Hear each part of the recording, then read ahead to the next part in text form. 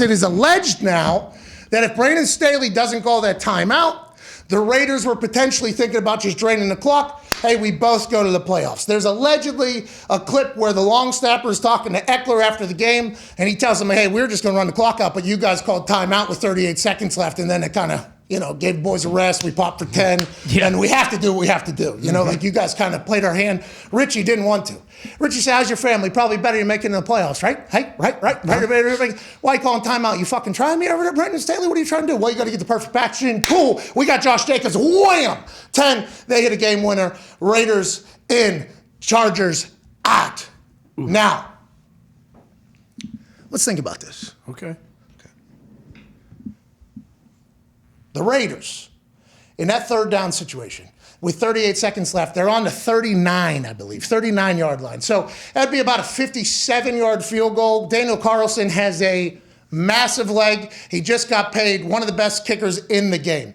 What says that they wouldn't, if that clock does run all the way down to whatever it would have been, I think 10 seconds, 2 seconds, whatever the play clock would have been if Brandon Staley didn't call a timeout. What if they, trot him out there for a 57-yarder, last play of the game? If it goes in, we win. If not, we're all going to the playoffs.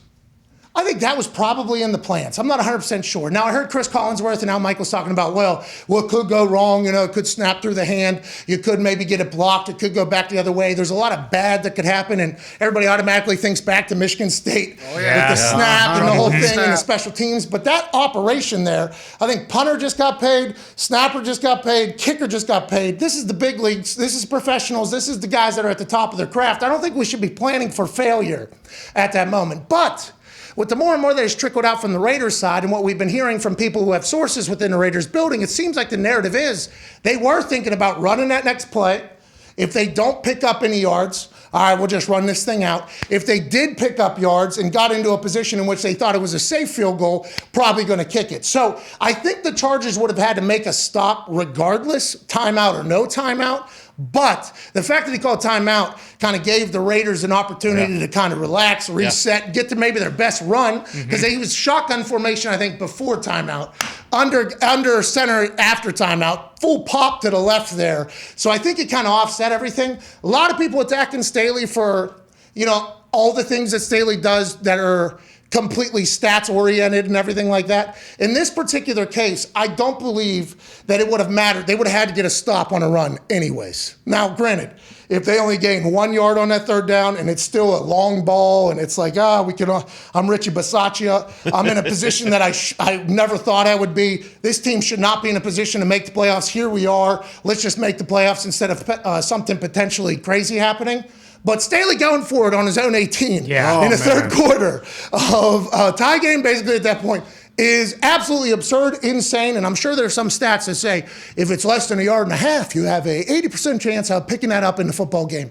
What about that 20%? Yep. What about that 10%? That could cost you your job, could cost your team the playoffs, could completely change everything. That is where the stats in real life thing kind of come to a head, and it did yesterday for Staley. That's why everybody was coming out so hard on him, I think dunking him, the super anti-stats people, and then all the stats folks feel like they got to get his back. But that is the perfect, this is like when Aaron was immunized.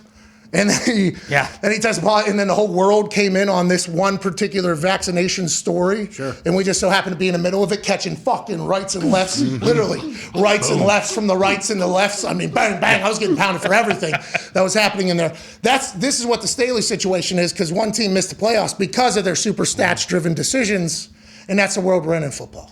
It's pretty jacked up over here. Oh, yeah. I mean, this is a beautiful day. Crazy season. People fired, 17 games done for all 32 teams. I mean, this is a great day to be alive, except for the fact that the Colts are dead. But go ahead, Ty. Well, I was just going to say, do you, like you were saying too, like I don't know if I actually buy, like the Raiders, Carlson is a Pro Bowler. Like he's one of the best kickers in the NFL. Massive leg, and in Vegas ball flies. Do you really think that, and I mean, I guess, it doesn't hurt either way if they're both going to get in the playoffs, but like the players and Bisaccia and all those guys, like they want to win that game ultimately. Like that's why, the timeout just, it made no sense really. But I mean, people are really coming at Staley today, and rightfully so, but just got to get a stop there anyways. Yeah, exactly. If he pops for 10 on any play and they get into field goal position, I think they're trotting. They're going to kick the field goal. They're going to trot him out there anyways. But if they get a stop there, no timeout is used, clock runs out, they're both in the playoffs. So I guess, you can attack him for that. But